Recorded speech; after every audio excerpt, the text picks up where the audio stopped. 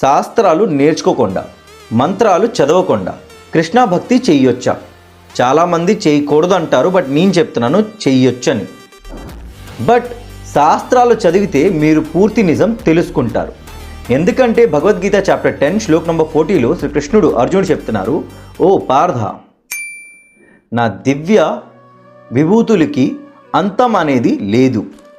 ఓ పరాంతప, ఇప్పటిదాకా నేను చెప్పింది అనంతమైన నా వైభవంకి ఒక చిన్న భాగం మాత్రమే.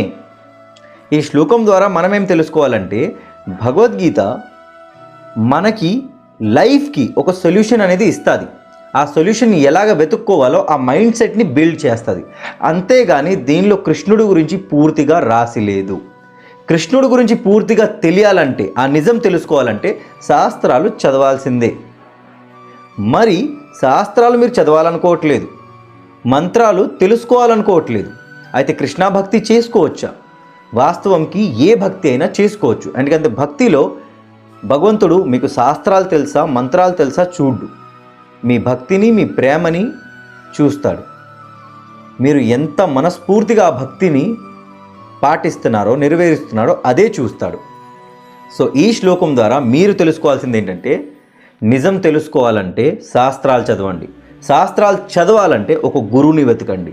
ఆ గురువు మీకు మార్గం ఇస్తారు.